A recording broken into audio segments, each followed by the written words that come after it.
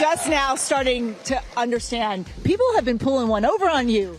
Yeah, I can't get over it. The people I live with, I'm just surprised. I said, that camera guy, you recognize him? He was in your classroom yesterday. Yes, I thought it was for a college class or something. I didn't know it was for this. It was for Good Morning America. And all of these people, I know some of your girlfriends, you haven't seen them in so long. Well, we have another surprise for you. We heard from a little birdie that you really love gospel music. Yes, I do. So we have 20-time Grammy Award winner, superstar, Kirk Franklin. Come on out. 1, 2, 3.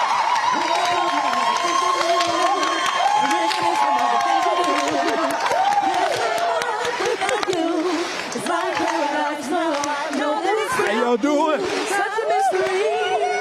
Someone to be there just for me. What you did on Calvary. Yes, sir. Makes me want to love you more. I never knew I could be so happy. Miss Isom. I never knew I'd be so secure. Because of your love. Because of your love. That's right. Life has brand new meaning. It's gonna be. It's gonna be a brighter day. Brighter day.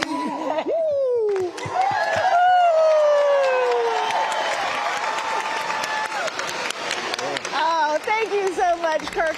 You know, why was this so important for you to be here for this? Well, you know, I was adopted, and I didn't get a chance to be raised by my mother. And so when you talk about Mother's Day and when it comes to celebrating someone who's given so much, I mean, I had to show up.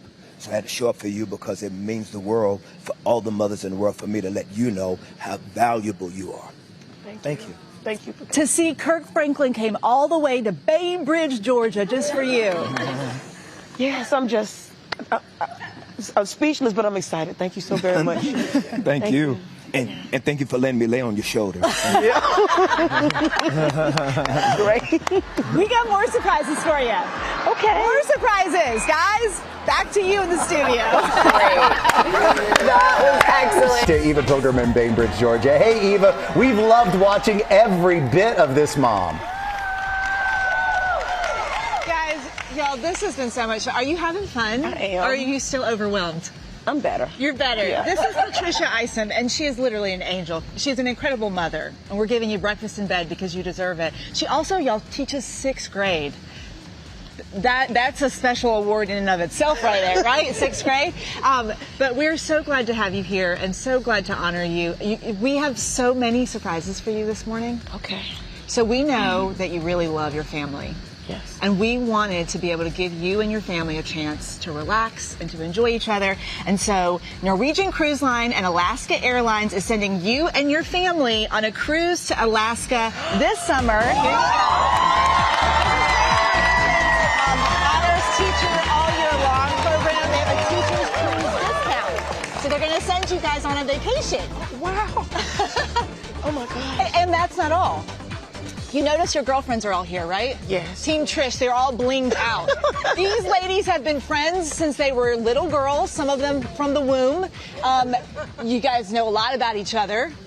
You haven't seen each other, all of you, in a while. No. So we also heard you like country music. Yes. Yes. Okay, so we have a special message from a special friend. Take a look over here. It's Megan Maroney, and I wanted to wish Miss Patricia Isom a happy Mother's Day. Your friend Trini told me you are a huge fan of my music, and I would love to personally invite you and your girlfriends to my MIOK tour in Savannah, Georgia. Have a very wonderful Mother's Day, and I'll see you soon. Have a very wonderful Mother's Day.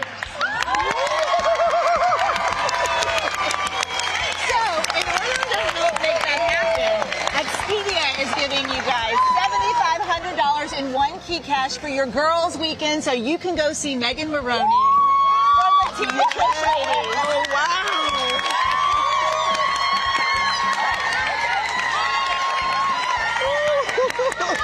Y'all behave now, okay? No problem. Yeah, no problem. You guys are funny. And the other thing I know really matters to you are these kids, these students. Oh, yeah. You love these students so much. And so we have a special gift from Donors Choose, $25,000 gift card that's going to go here to the school.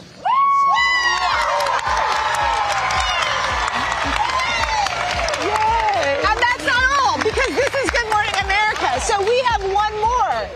Dollar General is also donating $25,000 to Bainbridge Middle School for books.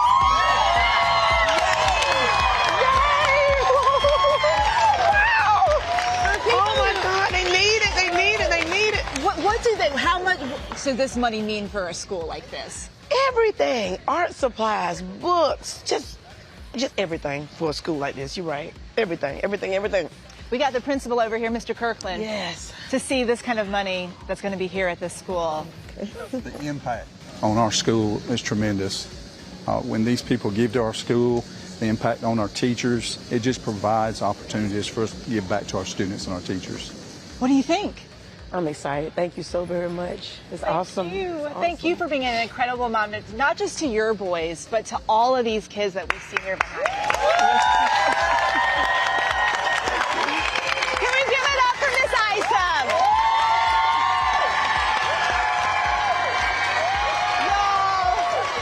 We're so lucky to get to spend time with her today. Honor all the moms in our lives. Back to you guys. Eva, that was flawless. Gifts for her, gifts for the most important part of her life, the kids at school. We will be right back. Happy Mother's Day, moms everywhere.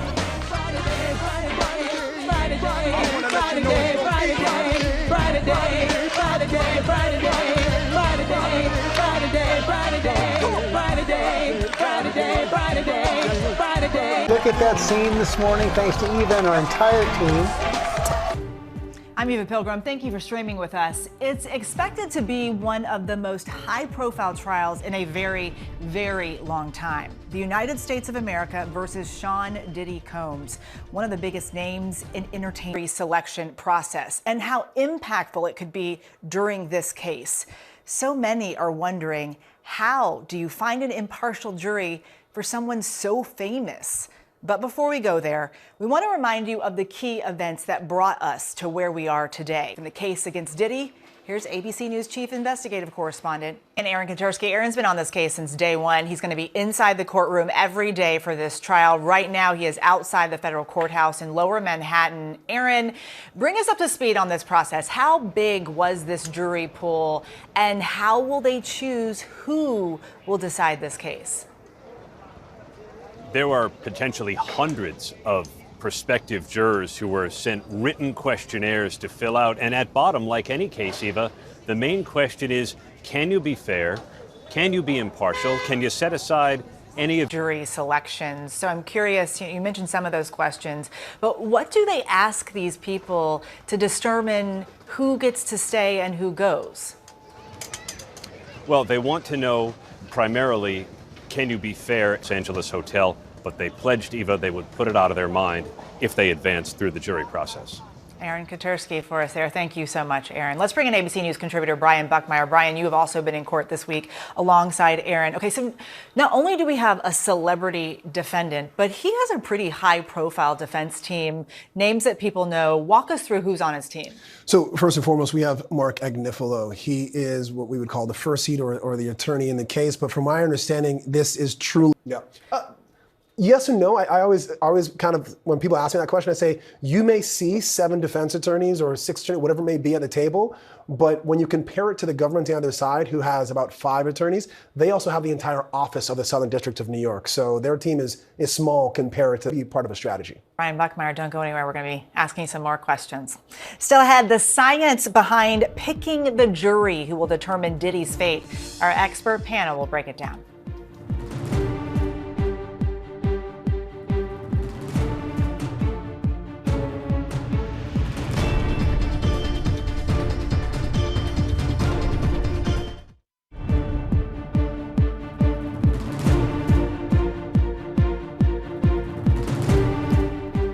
While all eyes are on the sex trafficking trial of Sean Diddy Combs, here's a quick look at the other big court cases we're following.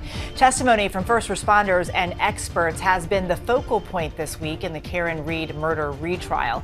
The Massachusetts woman is accused of killing her boyfriend, a Boston police officer, by hitting him with her SUV and leaving him to die in 2022.